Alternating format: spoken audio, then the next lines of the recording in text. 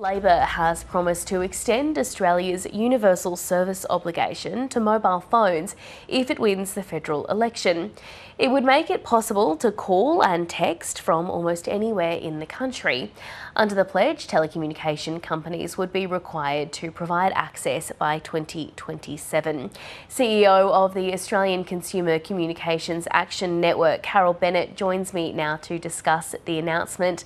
Carol, thank you so much for your time. Firstly, could you just explain to us what the universal service obligation is and how this proposed universal outdoor mobile obligation differs? Okay, Melissa, the universal service obligation is really important for Australians because what it does is actually ensure that Australians get access to basic standards of connectivity. So at the moment it's payphones, and there's a requirement on telcos to deliver this. What this new announcement does is it puts or changes the obligations on the telecommunications companies to ensure that Australians get basic connectivity, and it will uplift that connectivity from 30% at the moment to 70% using direct-to-device technology and LEOSat. So that's a really big change to the way that Australians connect, and it's a really critical change, one that we desperately need, and particularly for people in the regions of Australia where connectivity is currently at best patchy. Yeah, exactly. There are large parts of this country outside of the major centres in particular where there is no phone connection whatsoever. Is that something that's acceptable in 2025? Well, no, it isn't. And I think a lot of Australians, through the regional technology review that's just occurred and the universal service obligation review that the government's conducted, have stated very clearly that they are not happy with this situation. People are concerned about being able to work, being able to get health services, being able to get education, and basic safety. I mean, people are concerned to hop on the highway if they don't think they can stay connected.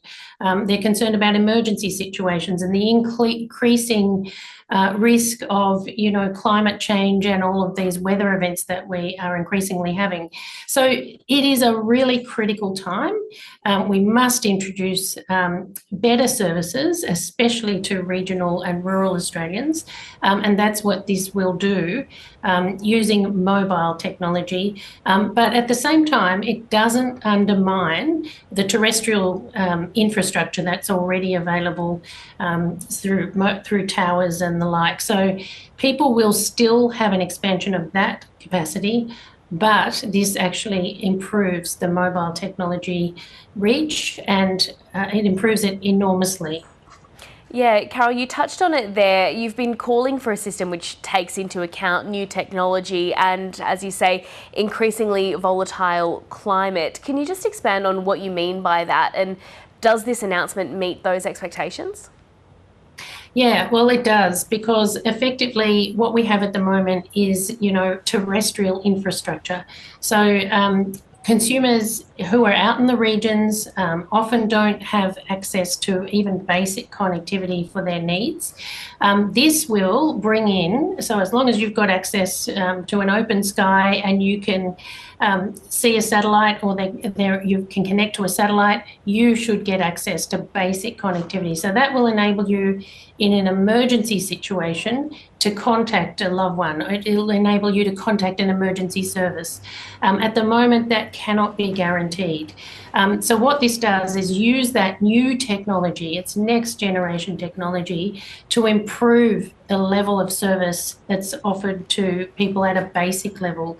And, with greater competition, which is what this will do, it'll bring more competition into the market with different providers.